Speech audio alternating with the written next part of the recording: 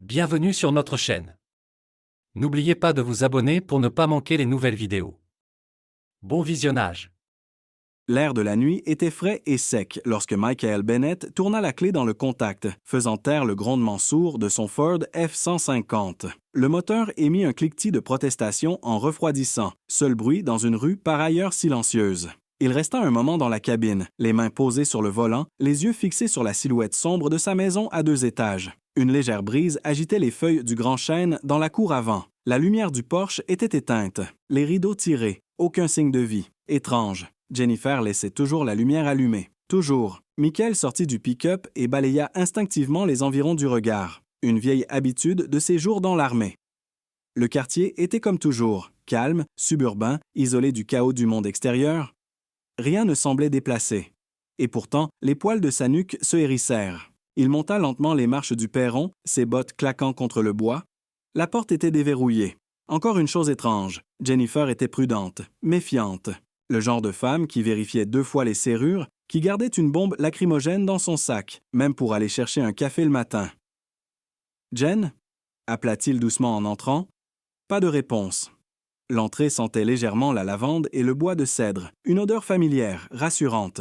Pendant une fraction de seconde, il pensa qu'il exagérait peut-être. Peut-être était-elle simplement couchée tôt. Il ferma la porte derrière lui et avança dans le couloir. Le salon était vide. Pas de verre de vin sur la table basse.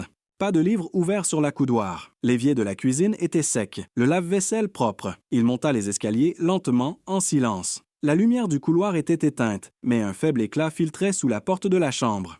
Il s'approcha avec prudence, la poitrine serrée, ses instincts s'éveillant. Sa main plana près de l'étui qu'il ne portait plus, une douleur fantôme née de années de mémoire musculaire. Il poussa la porte. Ce qu'il vit lui coupa le souffle. La pièce ressemblait à un champ de bataille. Le matelas était à moitié hors du cadre, les draps déchirés et emmêlés comme des algues après une tempête. La lampe sur la table de nuit était brisée. Des éclats de verre givrés jonchèrent le sol. L'un des oreillers était éventré, son rembourrage blanc répandu comme de la neige. Une tache sombre striait le mur près du placard, pas assez pour former une flaque, mais indéniablement du sang. Michael se figea. Sa gorge se serra alors qu'il faisait un pas de plus à l'intérieur. Le miroir au-dessus de la commode était brisé. 7 morceaux, peut-être plus. Une photo de leur jour de mariage, autrefois encadrée d'argent, gisait face contre terre sous les débris. Mais le pire de tout, c'est qu'elle n'était pas là. Jennifer avait disparu. Il inspecta la pièce méthodiquement, cherchant des signes. Une lutte, une effraction, n'importe quoi. Pas de traces d'entrée forcée, pas de téléphone abandonné. Son sac à main manquait, son côté du placard était béant, quelques cintres oscillant légèrement, comme touchés il y a seulement quelques instants. Il redescendit, plus vite cette fois. Il fouilla les tiroirs de la cuisine jusqu'à trouver une petite clé étiquetée « Rangement garage ». Il se précipita par la porte arrière dans l'obscurité fraîche du garage. La poussière lui chatouilla la gorge alors qu'il ouvrait le placard de rangement. Sortait une boîte noire cachée derrière du vieux matériel de camping. À l'intérieur, un ordinateur portable, une clé USB et un dossier portant l'inscription « Sauvegarde surveillance ». Il ne se souvenait pas l'avoir étiqueté ainsi. Il n'avait jamais pensé en avoir besoin. 10 minutes plus tard, Michael était assis au comptoir de la cuisine, les doigts serrés à blanc autour de la clé USB. L'ordinateur s'alluma en bourdonnant doucement. Il inséra la clé, attendit. Un seul fichier, Masterbed CM04117. Son doigt plana au-dessus du bouton de lecture. Une centaine de pensées hurlaient pour attirer son attention, mais aucune plus forte que les battements de son cœur. Il appuya sur Play. Ce qui se déroula à l'écran lui glaça l'estomac. L'horodatage indiquait 22h47, quelques heures avant son retour. Jennifer se tenait au centre de la chambre, riant, pas nerveusement, pas maladroitement, mais avec assurance. Autour d'elle, 4 étrangers, des hommes, bruyants, ivres, les mains baladeuses. Le rire devint tapageur. Les meubles commencèrent à bouger, les vêtements tombèrent au sol, puis quelque chose changea. Un homme en poussa un autre. Jennifer cria, pas de peur, mais avec autorité. Puis vint le premier coup. Une bouteille se brisa. Quelqu'un hurla. La caméra trembla violemment avant de couper sur du bruit statique. Michael resta là, le silence l'écrasant comme un étau. Ses mains tremblèrent légèrement. Le curseur clignotait dans un coin de l'écran, attendant une commande. Il ferma l'ordinateur portable et, pour la première fois depuis des années, il réalisa quelque chose qu'il n'aurait jamais cru possible. Il ne connaissait pas la femme qu'il avait épousée et elle avait disparu. Le silence dans la cuisine était oppressant, du genre qui presse contre les tympans jusqu'à ce que chaque tic-tac de l'horloge semble un coup de canon. Michael fixait l'écran noir de l'ordinateur. Son reflet, faible dans le verre, montrait des yeux perçants, une mâchoire serrée, un homme au bord de l'incrédulité et de la fureur. Il ne bougea pas pendant plusieurs minutes. Il restait là, repassant en boucle ces images chaotiques dans son esprit. Jennifer riant, Jennifer dirigeant, Jennifer au centre de tout, comme une metteuse en scène, pas une spectatrice. Qu'était-ce? Une fête tordue? Un piège? Sa formation prit le dessus, une voix calme et calculée dans un coin de son esprit, celle qui l'avait maintenu en vie dans la chaleur du désert et les tirs croisés urbains. Commence par le début. Évalue, contrôle, réagit. Il éjecta la clé USB et la glissa dans la poche de sa veste. Elle était légère, pas plus grande que son pouce, mais elle brûlait contre ses côtes comme une marque au fer. Ses bottes résonnèrent dans le couloir alors qu'il remontait à l'étage. Il s'arrêta de nouveau devant la porte de la chambre, remarquant cette fois des détails qu'il avait manqués. Une chaussure à talons de Jennifer, à moitié cachée sous la commode. Une lanière cassée, le tissu déchiré. À côté, une petite boucle d'oreille dorée, celle qu'elle portait toujours quand elle était nerveuse et voulait impressionner. Pas quelque chose qu'elle portait pour lui, plus depuis longtemps. Il s'accroupit, les ramassant soigneusement, comme des preuves sur une scène de crime, car c'en était une. Il s'assit sur le bord du lit, ou ce qu'il en restait, essayant de rassembler les pièces. Une bagarre avait éclaté. De la violence, puis rien. Mais il n'y avait pas de traînée de sang quittant la pièce, pas de signe de nettoyage. C'était comme si tout le monde avait simplement disparu. Il jeta un nouveau regard au miroir brisé. Son visage semblait déformé, fracturé par le verre éclaté. 7 morceaux, peut-être plus, comme les 7 années de mariage qu'ils avaient vécues. Chaque éclat renfermant une version de Jennifer qu'il pensait connaître. Michael prit son téléphone et ouvrit sa galerie. Et une photo de la semaine précédente le regardait. Jennifer sur le porche, une tasse de café à la main, portant son vieux sweat de l'armée, souriante. Un mensonge. Il ouvrit son application de sécurité, synchronisée avec la porte d'entrée, le garage, le salon et la chambre principale. Des icônes rouges clignotaient sur plusieurs caméras. Erreur. Fichier corrompu, aucune donnée, sauf une. Il fit défiler. Caméra du garage. Lumière verte, active. Il ouvrit le flux en direct. Vide, silencieux. Puis il sélectionna les images de la nuit précédente. La barre temporelle se remplit. Il avança jusqu'à 23 heures. Là, du mouvement, des ombres. Une silhouette? Non, 2, quittant la maison par la porte latérale. L'un grand, large d'épaules, l'autre plus petit, se déplaçant rapidement. Jennifer. Le grand tourna la tête une fois, comme pour vérifier s'il y avait des témoins. Son visage se tourna brièvement vers la caméra. L'image était granuleuse, mais Michael pouvait voir la mâchoire, les cheveux courts, une étrange familiarité dans sa posture. Michael mit la vidéo en pause et fixa l'écran. Il connaissait cet homme. Pas personnellement, mais de quelque part. Récent, puis ça lui vint. Un badge de sécurité, un nom. Tyler Greve, l'un des nouveaux clients de la firme privée où Michael travaillait. Un homme d'affaires avec de l'argent, du charme et un sourire suffisant qui donnait envie de serrer les poings. Pourquoi était-il dans la maison de Michael? Pourquoi partait-il avec Jennifer? Michael se leva lentement. Sa poitrine se serra, mais ce n'était pas de la peur. C'était de la concentration. Il ne connaissait pas encore toute l'histoire, pas même la moitié. Mais il savait par où commencer. Il prit son manteau et ses clés. La nuit était encore sombre, encore silencieuse, mais tout avait changé. Les lampadaires vacillaient au-dessus de sa tête alors qu'il sortait, verrouillant la porte derrière lui, non par prudence, mais par habitude. Il n'avait pas peur de ce qui pourrait arriver ensuite. Il s'y préparait, car la Jennifer qu'il avait vue sur cet écran n'était pas disparue. Elle se cachait, et Michael avait l'intention de découvrir pourquoi. Le matin se leva derrière un voile de nuages couleur cendre, jetant une lumière grise terne sur les rues de la banlieue, alors que Michael se garait dans un parking presque vide. Le bureau de sécurité se dressait à l'ombre d'un gratte-ciel à moitié fini, l'un des nombreux qui parsemaient la périphérie de la zone industrielle. Un projet de développement présenté comme une revitalisation, bien que la plupart des habitants y voyaient une construction lente et un argent qui circulait plus vite. Michael était venu ici plus de fois qu'il ne pouvait compter, mais ce matin semblait différent, plus froid, stérile. Il coupa le moteur et resta un moment, observant les portes vitrées teintées du hall. Son propre visage le regardait depuis le rétroviseur, fatigué, marqué, le genre de visage qui n'avait pas dormi parce que le sommeil n'avait plus d'importance. Il avait déjà pris sa décision. Il n'était pas ici en tant qu'employé, pas aujourd'hui. À l'intérieur, le comptoir d'accueil était vide. Il était encore tôt. Le changement d'équipe n'aurait lieu que dans 30 minutes.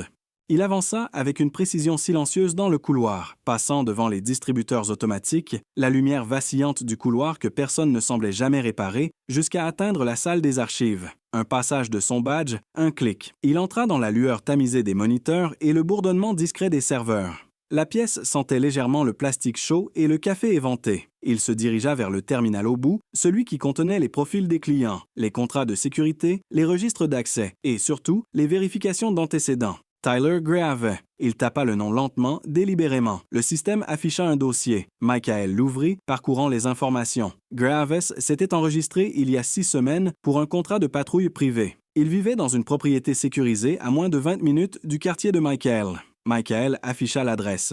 Palmdale Heights, maison 117. Puis quelque chose attira son attention. Un rapport d'incident d'urgence déposé il y a 2 nuits. Trouble signalé. Sécurité envoyée. Statut résolu sur place. Pas d'intervention policière. Aucun détail mentionné, aucun nom. Juste une image floue d'une caméra corporelle. Michael cliqua dessus. Elle était pâle, déformée par la distance et la faible lumière. Mais en arrière-plan, près de l'allée bordée de haies, se tenaient 2 silhouettes. L'une d'elles ressemblait indéniablement à Jennifer, portant un long manteau, les cheveux tirés en arrière, regardant ses pieds comme une enfant grondée. L'homme à côté d'elle parlait à la sécurité, gesticulant, souriant, comme si rien n'était anormal. Michael se pencha plus près, les yeux rivés sur l'écran. Il augmenta la luminosité, ajusta le contraste. C'était elle, aucun doute. Jennifer n'était pas disparue. Elle n'avait jamais été en danger. Elle était partie, et elle ne se cachait pas d'étranger. Elle était avec l'un d'eux. Michael recula du moniteur, le cœur battant d'un mélange d'incrédulité et de rage sourde. La chaise grinça sous lui alors qu'il s'asseyait, pressant ses mains contre son visage. Il ne pleura pas, il ne cria pas. Il resta simplement assis, faisant l'inventaire de ce qu'il avait vu, de ce qu'il savait. Griave était impliqué. Jennifer était avec lui, peut-être volontairement, peut-être pas. Mais elle n'avait pas essayé de le contacter, pas une seule fois. Michael avait toujours cru que la confiance était le cadre d'acier d'un mariage. Invisible peut-être, mais inébranlable. Mais maintenant, ce cadre était tordu, plié, s'effondrant sous le poids de trop de secrets. Il ouvrit une note vierge sur son téléphone et tapa 2 choses. Grave, Palmdale Heights. Jennifer, dernière confirmation il y a 48 heures. Puis il verrouilla le téléphone, se leva et éteignit le moniteur. Il ne s'agissait plus de la prendre en flagrant délit de mensonge. Il s'agissait de découvrir à quoi ressemblait la vérité maintenant, et ce qu'on fait quand elle ne ressemble pas à la vie qu'on pensait avoir. Il sortit de la pièce, ses pas silencieux sur le carrelage, son reflet glissant à côté de lui dans les fenêtres du couloir. L'homme dans le verre n'avait pas l'air brisé, il avait l'air affûté. Dehors, le ciel commençait à bruiner. De fines lignes de pluie tracèrent des sillons sur le pare-brise de son pick-up. En montant à l'intérieur et en démarrant le moteur, ses yeux ne quittèrent pas la route devant lui, car la maison à Palmdale Heights n'était plus juste une adresse. C'était la prochaine étape du chemin. Et si Jennifer était là, elle devrait enfin le regarder dans les yeux. Palmdale Heights était le genre d'endroit où les secrets ne résonnaient pas. Ils étaient absorbés par des pelouses impeccables et des portails à détection de mouvement.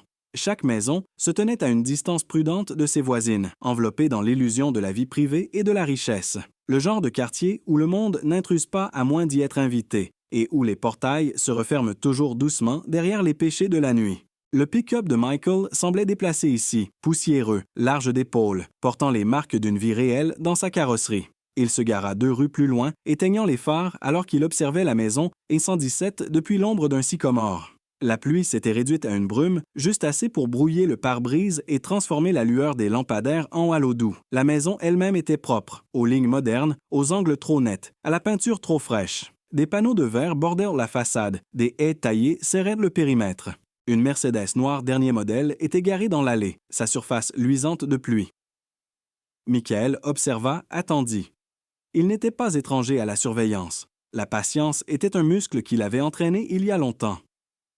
Des heures passées dans l'immobilité à lire le langage corporel, à laisser le silence parler en premier. À 18h12, la porte d'entrée s'ouvrit. Horreur. Jennifer sortit, portant un long manteau crème, le col relevé contre l'air humide. Ses cheveux étaient tirés en un chignon soigné, comme si elle se rendait à une inauguration de galerie ou à un dîner coûteux, pas comme quelqu'un qui avait disparu de chez elle 3 nuits plus tôt, laissant derrière elle du verre brisé et du sang. Elle se déplaçait calmement, sans peur ni hésitation, verrouillant la porte derrière elle. Un homme suivit, grand, blazer sombre sur une chemise noire. Démarche assurée. Grave. Il lui dit quelque chose. Elle sourit. Michael ne s'y a pas. Jennifer rit, posa brièvement une main sur la poitrine de Grave avant de marcher vers la voiture. Il lui ouvrit la portière, puis contourna le véhicule pour s'installer côté conducteur. La Mercedes démarra en douceur et disparut dans la rue, ses feux arrière avalés par la brume. Michael sortit du pick-up, la pluie mouchetant sa veste. Il traversa la rue, restant près de la haie, les yeux scrutant les caméras. Il y en avait deux, une au-dessus du garage, une autre près du portail. Il nota les angles. Elles ne l'auraient pas capté s'il se déplaçait bas. Il contourna par l'arrière. Un étroit sentier menait entre la maison et un haut mur de lierre. L'arrière-cour était calme, encore humide de la pluie précédente. Pas de chien, pas de lumière. Il trouva la porte du patio verrouillée, mais la fenêtre latérale donnant sur ce qui semblait être un bureau avait une fine fissure au coin du cadre. Une vieille casse. Il la testa, elle bougea. À l'intérieur, ça sentait l'argent et la perfection mise en scène. Cuir, eau de Cologne, meubles en acajou avec des livres que personne n'avait lus. Un verre de whisky à moitié fini reposait sur le bureau à côté d'une carafe en cristal. Michael ne toucha à rien. Il se déplaça dans la maison comme une ombre, chaque craquement mémorisé. Le salon semblait inutilisé. La cuisine brillait. Un escalier menait à l'étage dans le silence. Il n'avait pas besoin de visiter toute la maison. Il avait besoin de réponses. Au deuxième étage, il trouva la chambre principale. Le placard contenait des vêtements d'hommes et de femmes, sa taille, son style, son parfum.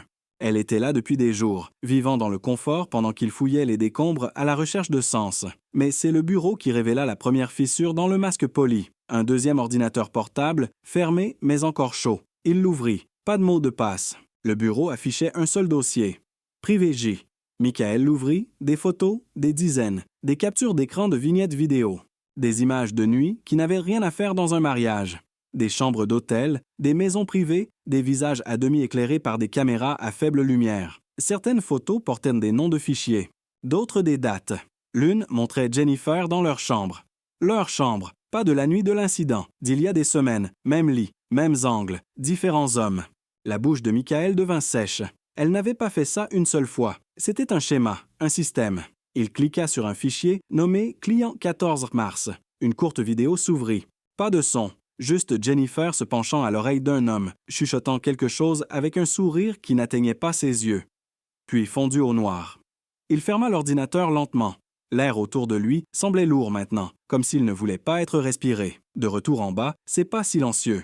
Il sortit par l'arrière et retourna à son pick-up, le poids des preuves pesant contre sa poitrine comme une plaque d'acier. Jennifer n'avait pas trébuché dans une erreur. Elle avait construit une vie dans son dos, détail par détail, aussi méthodiquement qu'il avait autrefois sécurisé des bâtiments à l'étranger. La vidéo n'était pas un hasard. Elle faisait partie d'un plan. Et pour la première fois depuis qu'elle avait disparu, il réalisa quelque chose de bien plus dangereux que la trahison. Elle avait voulu qu'il la voie. La lumière du matin avait une teinte étrange, stérile et argentée, comme si elle provenait d'une lampe d'hôpital plutôt que du soleil. Michael était assis dans son pick-up au bord d'une ruelle du centre-ville, le volant ferme sous ses mains, mais son esprit se défaisait fil par fil. Il n'avait pas dormi, pas mangé. Le café dans le porte-gobelet était froid. Le poids de l'ordinateur sur le siège à côté de lui semblait plus lourd qu'il n'aurait dû, comme s'il portait plus que des fichiers, comme s'il contenait des morceaux de son ancienne vie, brisés, numérotés, archivés sans son consentement.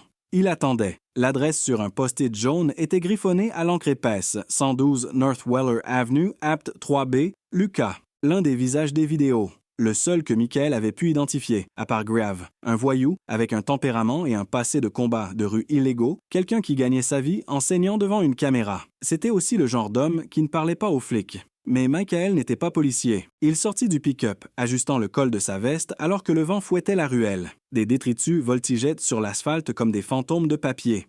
L'immeuble était en briques, 5 étages, des escaliers de secours rouillés aux jointures. Le système d'interphone était cassé. Quelqu'un avait scotché un panneau manuscrit dessus. Ne sonnez pas, criez. Michael ne cria pas. Il prit l'entrée latérale. Dans l'escalier, une odeur de sueur et de moisie. Des graffitis couvraient les murs, des déclarations colériques de gens qui voulaient être entendus mais n'avaient de plus rien à dire. Il monta en silence, ses bottes résonnant contre le carrelage fissuré. Appartement 3B. Il frappa une fois. Pas de réponse. Il frappa encore, plus fort. Un bruit de frottement à l'intérieur. Une pause. Puis la porte s'entr'ouvrit de quelques centimètres. Un œil injecté de sang le fixa à travers l'entrebâillement. « Qui êtes-vous » râla la voix. Michael ne s'y a pas. « Je ne suis pas là pour vous arrêter. »« Alors pourquoi êtes-vous là » Michael se pencha, calme. « Parce que j'ai vu la vidéo. Celle de ma maison. » Silence. La porte s'ouvrit plus grand. Lucas avait l'air pire que dans le dernier souvenir de Michael. Plus maigre, des bleus sous les yeux, des doigts agités qui s'agitaient comme s'il cherchait quelque chose à saisir. Il laissa Michael entrer avec un grognement et verrouilla la porte derrière lui. L'appartement était sombre, les rideaux tirés, chaque surface encombrée de boissons énergisantes, de bouteilles vides et de câbles menant à un énorme ordinateur de bureau dans un coin. « Asseyez-vous », marmonna Lucas, désignant un fauteuil bancal. Michael ne s'assit pas. « Je veux savoir ce qui s'est passé, » dit-il. « Tout. » Lucas passa une main sur son chaume, expirant par le nez. « Mec, je ne devrais même pas te parler. Tu me dois au moins ça. » Lucas le regarda durement, puis hocha la tête. Une seule fois. « Ce n'était pas censé se passer comme ça, » dit-il. Ces nuits-là étaient toujours contrôlées. Des gens privés payaient cher pour un flux en direct, comme un spectacle. Tu sais, ta femme, elle n'était pas une victime. Elle dirigeait la pièce, fixait les règles, choisissait les gars. Michael ne bougea pas, ne sia pas. Lucas continua. Mais cette nuit-là, quelque chose clochait. Elle a fait venir un nouveau. Grand type, pas très bavard. Elle n'arrêtait pas de lui jeter des regards, comme si elle le testait. Puis la fête a commencé et lui, il a pété un câble. Comment ça? Je veux dire, il ne jouait pas le jeu. Il est devenu violent. Vraiment violent. Le genre qui ne s'arrête pas quand les caméras tournent. Les gens ont eu peur. Jennifer a essayé de l'arrêter, mais... Lucas déglutit. Trop tard. La voix de Michael était basse. Alors, où est-elle? Lucas hésita. Je ne sais pas. Elle a disparu après ça. Elle a tout arrêté. Annulé les comptes, supprimé les vidéos, coupé les contacts. La mâchoire de Michael se crispa. Tu veux que je croie ça? Je veux que tu comprennes qu'elle était intelligente. Plus intelligente que nous tous. Elle ne faisait pleinement confiance à personne, pas même au type qui filmait. Le regard de Michael se posa sur les câbles au sol. L'ordinateur bourdonnait. Encore chaud d'une utilisation récente. Tu as gardé des copies. Lucas se figea. Tu ne serais pas en vie si tu ne l'avais pas fait, ajouta Michael. Lucas hocha la tête lentement, à contre-cœur. Crypté, hors ligne, caché. Michael s'approcha. Montre-moi. Lucas hésita, puis se dirigea vers le bureau, tirant un second disque dur d'un tiroir caché sous le clavier. Il le brancha, navigua dans une structure de dossier enfouie jusqu'à ce qu'une liste de fichiers apparaisse. Date, nom de code, horodatage. Là, c'était session OA0417 OM, la nuit où tout s'était brisé. Copie-le, dit Michael. Lucas obéit. Pendant que les fichiers se transféraient, Michael balaya la pièce du regard. Bouteille, pilule, un homme prêt à exploser. Un homme déjà brisé. Lucas se tourna. Tu sais, elle parlait de toi parfois. Elle disait que tu étais la seule chose dans sa vie qui n'était pas fausse. Michael croisa son regard. Alors pourquoi a-t-elle tout brûlé? Lucas détourna les yeux. Parce que le feu se fiche de ce qu'il dévore. Le transfert terminé, Michael prit la clé USB et la glissa dans son manteau. Il se tourna pour partir. À la porte, il s'arrêta. Si tu gardes ces fichiers trop longtemps, quelqu'un de pire que moi viendra frapper. Prépare-toi. Lucas lâcha un rire creux. J'ai cessé d'être prêt il y a longtemps. Michael partit sans regarder en arrière. Dehors, le vent s'était levé, tirant sur les bords de son manteau. La ville s'agitait autour de lui, les voitures passaient, les gens marchaient. Des vies continuaient comme si rien de tout cela n'avait d'importance. Mais il avait ce qu'il était venu chercher. Et maintenant, la prochaine pièce du puzzle attendait d'être visionnée. Michael ne rentra pas chez lui. Il ne se rendit nulle part de familier. Au lieu de cela, il conduisit jusqu'à ce que les lumières de la ville s'estompent et que les bâtiments laissent des places à des entrepôts oubliés et des clôtures grillagées, un endroit où les gens ne posaient pas de questions et où les lampadaires vacillaient comme s'ils avaient peur de rester allumés. C'était le genre d'endroit où le passé pouvait s'asseoir à côté de vous en silence. Il se gara derrière un garage automobile abandonné, coupa le moteur et fixa le pare-brise alors que la poussière glissait dans le ciel en traînées bleues et oranges. La clé USB que Lucas lui avait donnée reposait dans le vide-poche, petite et silencieuse. Une arme. Il prit son ordinateur portable sur le siège arrière et l'alluma. L'écran s'éclaira, froid et expectant. Il inséra la clé et ouvrit le dossier nommé Session Rebel 0417 Master. La taille du fichier était importante, trop importante. Il hésita avant de cliquer sur Play, comme si un instinct l'avertissait de ce que cela pourrait lui coûter. Mais l'hésitation n'avait plus sa place. Pas après tout ce qu'il avait découvert. Pas après que les secrets de Jennifer avaient commencé à parler plus fort que son silence. La vidéo s'ouvrit sur du bruit statique avant de se stabiliser sur une vue aérienne de la chambre principale. Sa chambre. Leur chambre.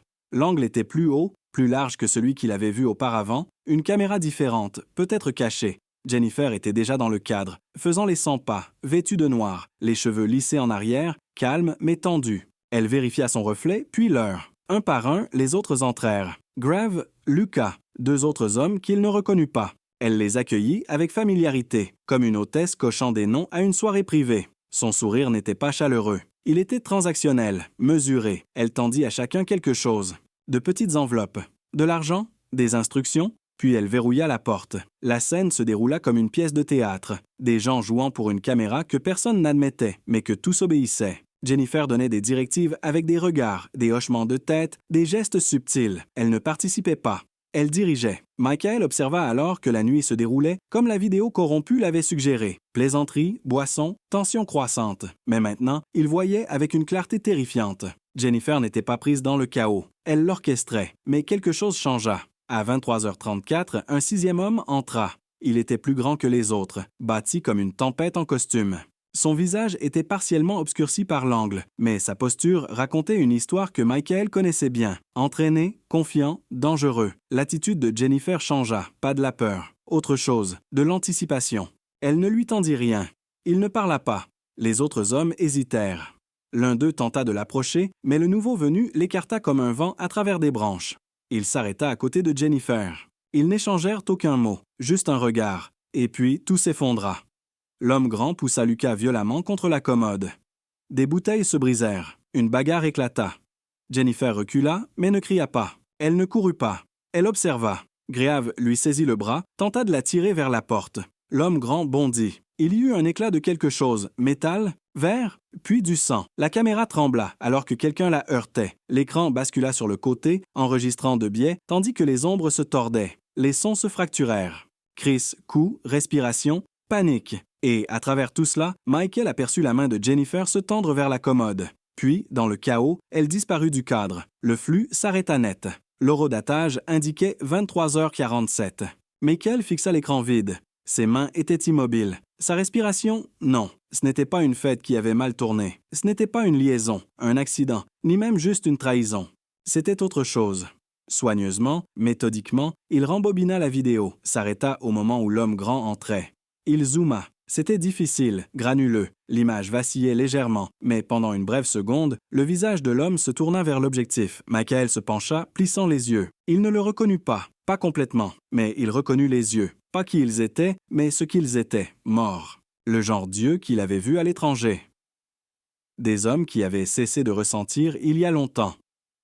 Des hommes qui suivent des ordres, quels qu'ils soient. Ce n'était pas juste un prédateur, c'était un professionnel. Et cela signifiait que Jennifer avait invité quelqu'un dans leur maison qui vivait selon des règles bien plus sombres que celles que Michael avait jamais connues. Il ferma l'ordinateur portable et s'adossa au siège.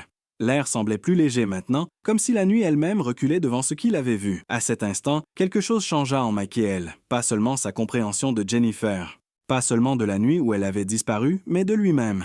Il réalisa qu'il ne poursuivait plus des réponses. Il poursuivait une intention. Pourquoi elle avait choisi ces hommes? Pourquoi elle avait fait entrer un étranger chez eux? Et pourquoi, après tout, elle avait regardé directement la caméra cette nuit-là et souri? Le fichier n'était pas marqué, pas de titre, pas de date. Il se tenait seul dans un dossier caché sur la clé USB, enfoui derrière des couches de leurre et de raccourcis corrompus. Il n'apparaissait pas dans la liste à moins de savoir exactement où regarder. Mais Michael avait appris à voir des motifs dans le chaos.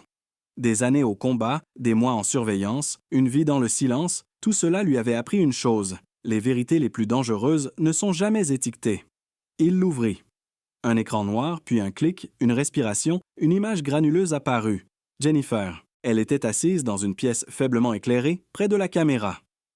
L'arrière-plan se fondait dans l'obscurité. Ses cheveux étaient détachés, son visage nu, éclairé seulement par une lampe de bureau. Pas de bijoux, pas de maquillage, pas de rôle, juste elle. Et pendant un long moment, elle ne parla pas.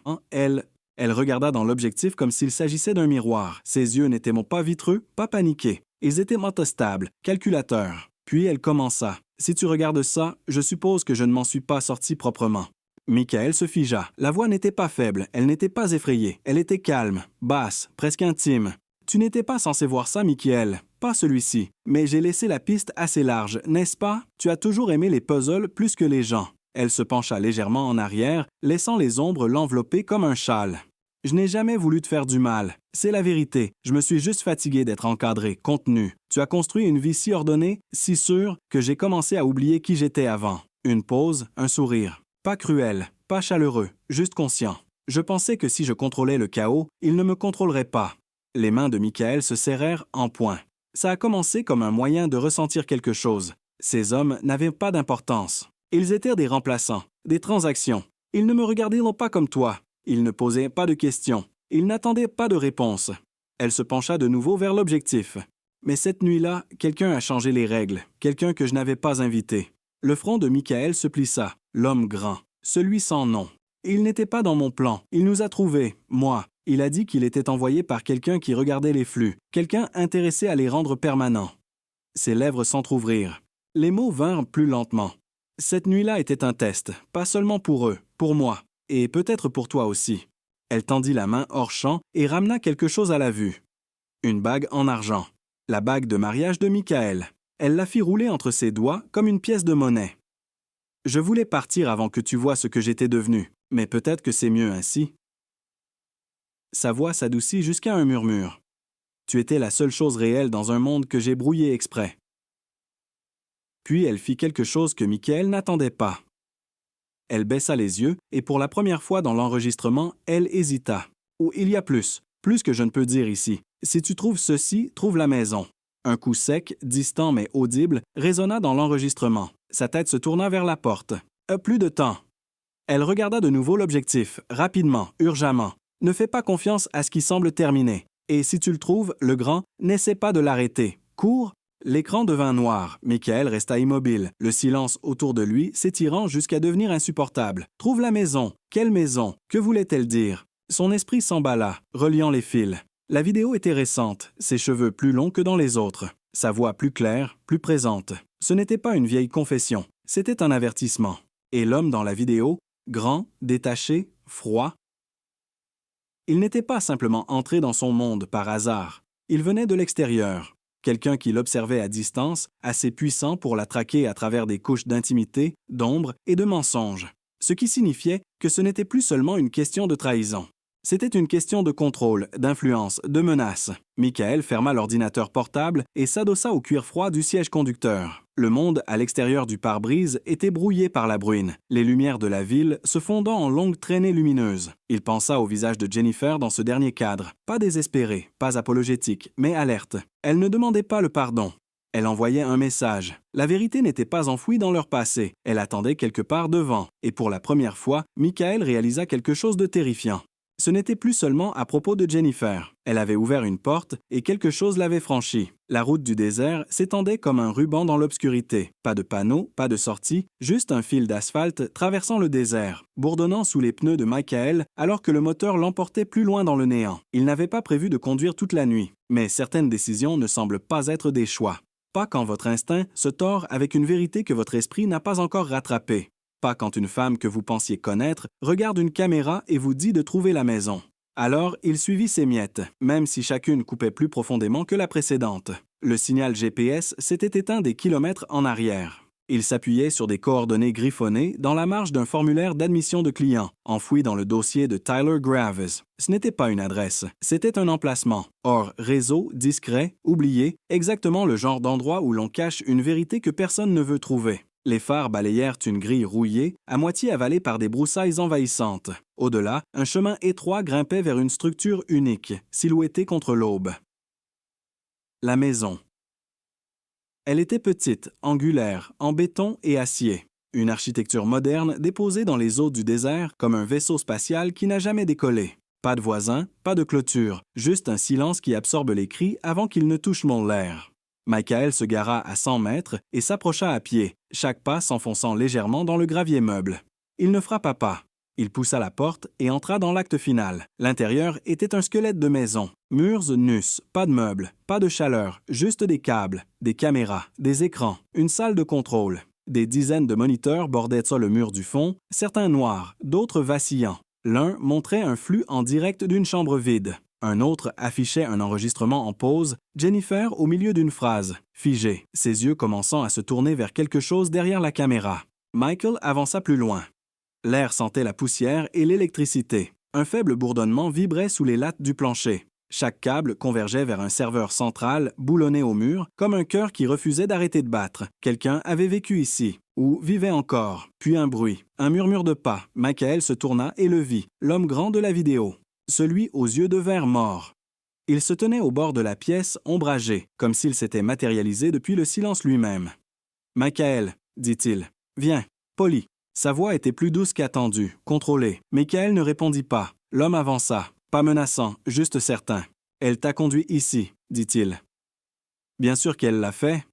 La voix de Michael coupa à travers le statique. « Qui es-tu? » L'homme inclina légèrement la tête, comme amusé par la question. « Personne de spécial, juste quelqu'un qui termine ce que les autres commencent. » Les poings de Michael se serrèrent. Que lui est-il arrivé? Le regard de l'homme ne vacilla pas. Elle s'est trop approchée du public. Elle a oublié où la scène s'arrêtait. Il désigna les écrans. Elle pensait écrire l'histoire. Elle n'a pas réalisé qu'elle faisait partie de celle de quelqu'un d'autre. Michael fit un pas en avant, les yeux fixés sur lui. « Tu n'as jamais fait partie de son plan? »« Non, » dit l'homme, hochant la tête. « Mais elle est devenue une partie du mien. » Silence. Le genre qui vacille. Puis Michael frappa. Il bondit, son poing visant la mâchoire de l'homme, mais l'étranger bougea avec une précision surprenante. Pas tape à l'œil, pas rapide, juste efficace. Il attrapa le poignet de Michael en plein vol, le tordit, s'approcha. L'élan fut brisé instantanément. Mais Michael ne s'arrêta pas. Il poussa avec son épaule, projetant l'homme contre la console la plus proche, envoyant des étincelles dans l'air. Les écrans crépitèrent. Une sirène retentit quelque part dans le système. Ils luttèrent, brutaux et silencieux. Deux hommes qui ne cherchaient pas à gagner, juste à en finir. Enfin, Michael brisa la prise. Il recula, la poitrine haletante. « Tu ne racontes pas son histoire, » grogna-t-il. L'homme sourit, du sang sur la lèvre. « Je l'ai déjà fait. » Puis il porta la main à son manteau. Michael dégaina plus vite. Sa main bougea sans réfléchir, tirant le pistolet de l'arrière de sa ceinture. Acier froid, chargé il y a des heures, sans attente, juste par instinct. Un coup, résonnant dans la chambre de béton. L'homme s'effondra, immobile. Michael se tenait au-dessus de lui, la respiration hachée, incertain si ses mains tremblaient d'adrénaline ou de quelque chose de plus froid. Il se tourna vers les serveurs. Les écrans vacillaient maintenant de statique. Quelques-uns affichaient encore l'image de Jennifer, en pause, éternelle. Il la regarda longtemps, puis commença à arracher les câbles un par un, chaque flux, chaque fichier, chaque fantôme dans la machine. Il posa les charges, de qualité militaire, récupérées il y a des années et stockées par habitude plus que par intention. Maintenant, elles avaient un but. Il sortit juste au moment où les premières fois Myrflamme s'épanouissait derrière le verre. L'explosion ne vint pas avec un rugissement, mais avec un long soupir grave, comme si la maison s'exhalait et s'effondrait sur elle-même, fatiguée de porter tant de secrets. Michael se tenait dans la lumière du matin, regardant brûler. Les mots de Jennifer résonnaient dans son esprit. « Ne fais pas confiance à ce qui semble terminé. » La maison était en cendres maintenant. Mais l'histoire n'était pas finie. Pas encore. Il était tard dans l'après-midi quand Michael se gara dans son allée. La même rue calme, les mêmes haies taillées, le même vent murmurant à travers les chênes. Mais quelque chose avait changé. Lui. Il resta derrière le volant longtemps avant de couper le moteur. Le silence dans la cabine était épais, du genre qui rend chaque souvenir plus bruyant. La clé USB était partie. La maison dans le désert était en cendres. L'homme aux yeux morts ne parlerait plus jamais. Et Jennifer, elle était nulle part, mais partout. Son visage persistait dans les reflets des vitres. Sa voix flottait dans les pauses entre les pensées. Mais cette fois, Michael ne la poursuivait pas. Il ne chassait pas, n'espérait pas, ne se défaisait pas. Il revenait, pas pour oublier, pas pour reconstruire, pour finir. La porte de sa maison grinça lorsqu'il entra. Même couloir, même interrupteur qui vacillait avant de s'allumer. L'odeur légère de son parfum s'accrochait encore à l'air, enfouie profondément dans les murs, comme si elle n'avait pas accepté qu'elle était partie. Il marcha lentement, pièce par pièce, ne touchant à rien. La chambre restait intacte depuis la nuit où elle s'était brisée. Les meubles avaient été remplacés, les miroirs raccrochés, les murs repeints, comme recouvrir le sang de silence. Mais les cicatrices étaient toujours là, juste plus profondément cachées. Il se tint au centre de la pièce et laissa tout pénétrer. L'écho de la trahison, le frisson de la tromperie, la lourdeur de la clarté. Puis il bougea. Un par un, il commença à retirer les caméras, celles qu'il avait installées des années auparavant, quand le monde extérieur semblait dangereux et que la maison devait être une forteresse. Il dévissa les appareils, débrancha les cordons, les arracha des coins du plafond et des plaintes. Les yeux rouges clignotants s'éteignirent et moururent dans ses mains. Le contrôle. Ça ne l'avait jamais sauvé. Il les porta tous sur le porche arrière, les laissa tomber dans une poubelle métallique et craqua une allumette. Le feu prit rapidement, de petites étincelles s'élevant dans le ciel bleu du soir comme des souvenirs fugaces. Il regarda jusqu'à ce que la fumée devienne blanche. À l'intérieur, il ouvrit le placard. Pas du côté de Jennifer, le sien. Enfoui sous de vieilles vestes et des sacs de voyage, il y avait une boîte qu'il n'avait pas touchée depuis des années. Il l'ouvrit. Un seul objet à l'intérieur, sa bague de mariage. Il la tint un moment, la tournant entre ses doigts. Elle semblait plus petite maintenant, comme si elle appartenait à une autre version de lui-même, un homme qui croyait en la symétrie, aux vœux, aux fins, qui avaient du sens. Il marcha jusqu'à l'évier, ouvrit le broyeur à déchets et laissa tomber la bague. Le clang qu'elle fit en frappant le métal était plus aigu qu'attendu, et définitif. Le ciel s'estompait lorsqu'il sortit. Le quartier était calme, paisible, inconscient. Un arroseur de pelouse s'enclencha de l'autre côté de la rue. Un chien aboya à 2 pâtés de maison. La vie continuait. Michael s'assit sur les marches du porche, les mains posées sur les genoux, les yeux sur l'horizon. Il ne savait pas où était Jennifer maintenant. Il ne savait pas si elle avait voulu qu'il vive, qu'il suive ou qu'il pardonne. Mais elle avait dit la vérité de la seule manière qu'elle connaissait, en laissant le mensonge s'effondrer. Et dans les décombres, Michael avait trouvé quelque chose d'étrange. Pas la paix, pas la justice, mais l'immobilité. La tempête était passée, les fantômes s'étaient enfuis, et pour la première fois depuis des années, la maison était enfin silencieuse. Fin.